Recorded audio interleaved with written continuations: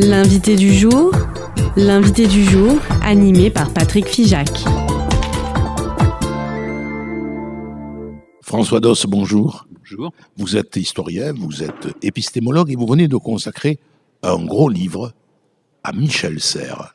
Comment vous avez connu Michel Serres ? Je vais vous étonner, je ne l'ai pas connu. Ah bon ? Non. Vous l'avez jamais rencontré ? Non, jamais. C'est Michel Serres tel que je ne le connais pas. Ah, c'est extraordinaire, ça. C'est pas mal, faire plus de 700 pages sur quelqu'un qu'on n'a jamais rencontré, jamais vu. Oui. C'est quand même... Et alors justement, qu'est-ce qui vous fascine dans Michel Serres, au point de lui consacrer 700 pages ? Écoutez, j'ai déjà publié un certain nombre de biographies intellectuelles et mon domaine, disons, de recherche et de publication, c'est plutôt l'histoire intellectuelle de la France depuis la Deuxième Guerre mondiale, la deuxième moitié du XXe siècle. Donc j'avais fait une biographie de Paul Ricoeur, de Deleuze-Guattari, de Castoriadis, de Pierre Nora, de Michel de Certeau, de Pierre Vidal-Naquet. Et puis, j'ai fait une synthèse globale qui est parue chez Gallimard, qui s'appelle La saga des intellectuels français, en 2 volumes, où je fais un peu l'histoire intellectuelle de ce pays. Et c'est ce qui m'amène à Michel Serres, c'est qu'en fait, Michel Serres ne joue pas un très grand rôle dans ma saga des intellectuels, je ne lui accorde pas une grande importance. Et là, j'ai voulu réparer, je dirais, une injustice. Oui. L'historien est pas loin du juge, pas de l'assassin, mais du juge, et pour rendre justice au passé. Et c'est vrai que pourquoi je n'avais pas accordé l'importance qu'il mérite à Michel Serres, eh bien parce que nous, historiens, on a l'habitude de voir les travaux des intellectuels et de les percevoir à partir de leur prise de parti politique. Dans les manifestes, dans les motions, dans les textes qu'ils font publier dans la presse, où ils prennent des opinions diverses et variées. Or, Michel Serres a cette particularité que sur ce plan, il n'est pas perceptible. C'est vrai. Il est nulle part. Exactement. Il est nulle part parce qu'il ne prend pas parti. On pourra revenir sur pourquoi il ne prend pas parti. Mais il signe aucune pétition.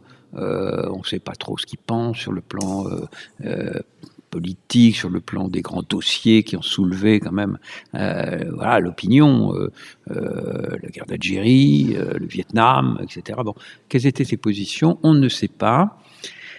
Et donc, je ne l'avais pas véritablement perçu. Alors, et puis, j'ai fait, il y a longtemps, une histoire du structuralisme en 2 volumes.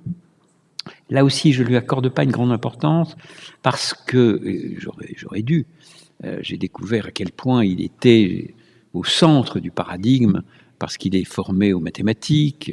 C'est vrai, c'est qu'un esprit qui est à la fois donc cartésien et puis un esprit de géométrie, un esprit de finesse. Il a les deux. Il a les deux. Il a les deux cultures. Et d'ailleurs, toute sa vie, il a essayé de construire des ponts entre ces 2 cultures, faire qu'elles dialoguent, faire qu'elles s'apportent les unes les autres. Or, il se trouve que pour le structuralisme, il voyait la structure, le cœur du noyau dur du paradigme dans la structure mathématique. Or, il se trouve que, ça sera un long développement, mais le structuralisme s'est bâti en fait sur les sciences sociales, sur le cours de linguistique générale de Saussure, sur la linguistique, et on assiste à une émancipation des sciences humaines, et donc il a été décentré par rapport au structuralisme.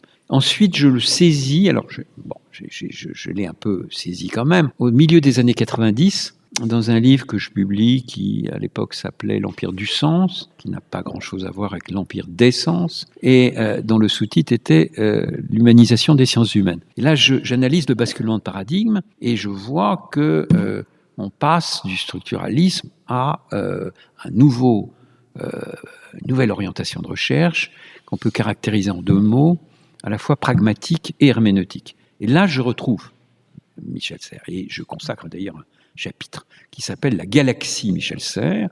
Donc je vois dans cette galaxie Michel Serres Bruno Latour, le Centre de sociologie de l'innovation, Michel Callon, Jean-Pierre Dupuis, Oui. le CREA, etc. Donc, toute une configuration là très novatrice qui va d'une bonne orientation et qui s'inspire fondamentalement des travaux de Michel Serres.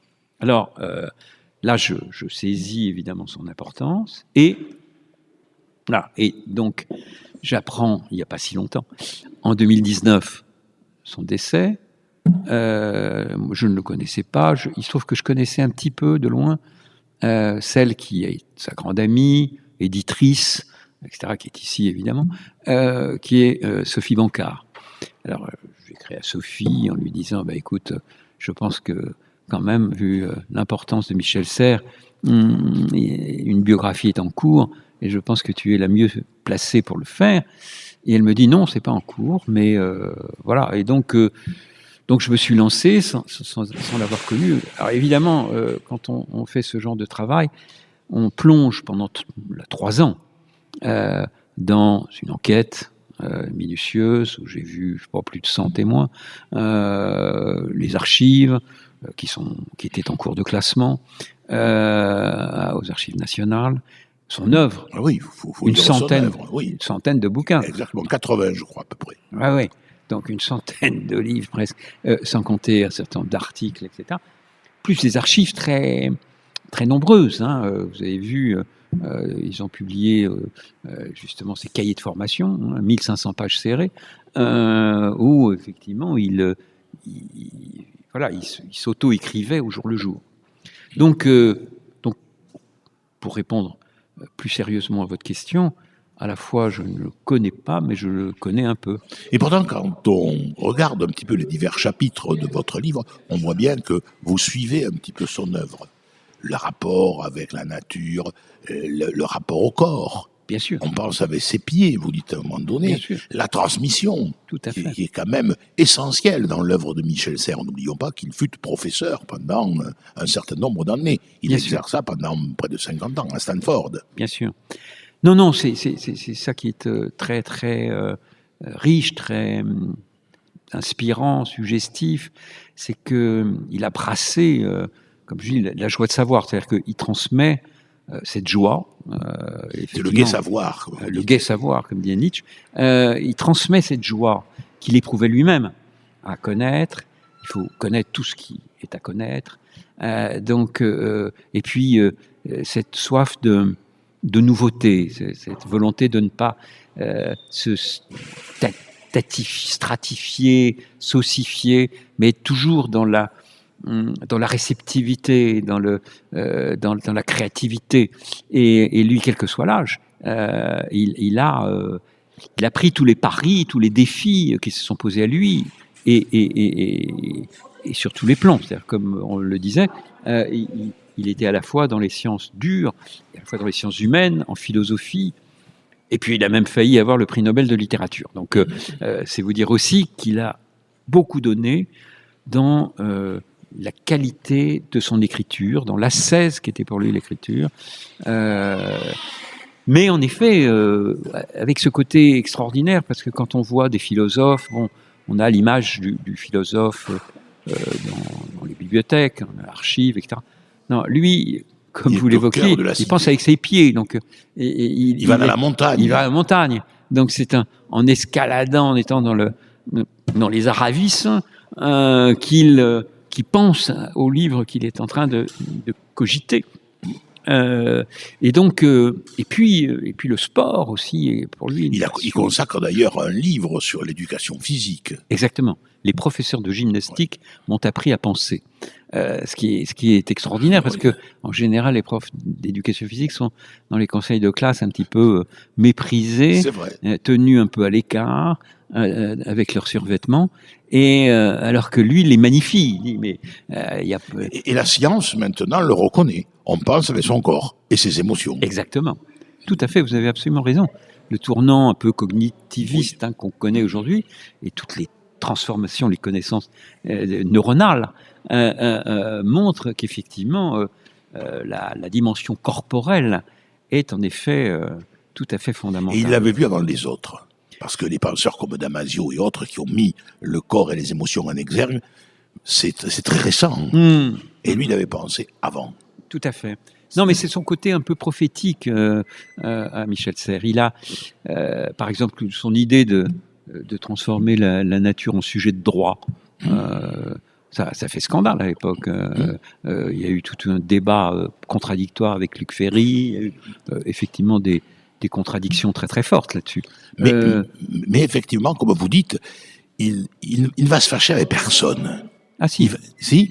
Ah si. Ah bon, là vous me surprenez. Alors là, toute son histoire est balisée de fâcherie. Ah bon, je croyais consensuel, au contraire. Ah non, pas du tout. Pas du tout. Non, il avait un péché mignon, c'est qu'il disait ce qu'il pensait. Mais parfois, il vaut mieux le dire de manière édulcorée. Alors voilà, il le disait alors de manière édulcorée, de sorte que... Ah, pas du tout. Pas du tout non plus. Ah, pas du tout. Non, il n'hésitait pas à insulter les gens. Non, il ne faut pas avoir... Michel Serres. Exactement. Insultant les gens. Et il s'est mis à dos. Ça lui a coûté cher. Hein. Il l'a payé très fortement de sa carrière. Hein, pour vous dire à quel point, quand après son année d'enseignement à Vincennes, il va enseigner à la Sorbonne. Oui. Eh bien, il ne pourra pas intégrer le département de philosophie de la Sorbonne. Il s'est mis à dos les gens du département de philo de la Sorbonne. Alors, pas par des insultes, par le fait qu'il avait pris ses distances avec Bachelard, et Suzanne Bachelard, la fille de Bachelard, de Gaston, a dit, moi vivante, jamais il ne rentrera à la Sorbonne. Et donc, il est rentré à la Sorbonne, mais dans le département d'histoire. Ce qui, pour lui, a été une grande blessure narcissique. Il en a connu comme ça pas mal. Il s'est fâché avec Foucault. Il était très lié à Foucault, à Clermont-Ferrand. Vous y consacrez d'ailleurs, Clermont-Ferrand, un chapitre de votre livre. Oui. Mais après, il s'est fâché. Et quand il a posé sa candidature au Collège de France en 1975, avec le soutien de Claude Lévi-Strauss, qui n'est pas rien, il s'est opposé à Foucault.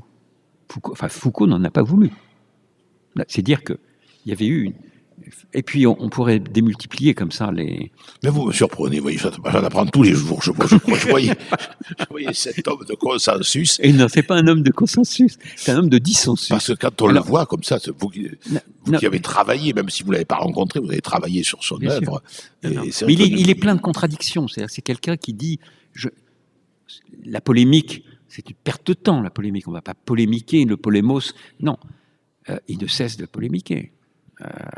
Sans arrêt. Et regardez ce qu'il écrit sur Sartre dans l'éloge de la philosophie française. Il y a pas, moi je connais un peu des textes très durs sur Sartre, de Castoriadis, etc. Je n'avais pas trouvé d'aussi violent que celui de Michel Serres. Oui, ben donc c'est un homme de paix, mais qui peut être une paix armée. C'est un petit peu, si tu veux faire la paix, prépare la guerre. Ah, exactement.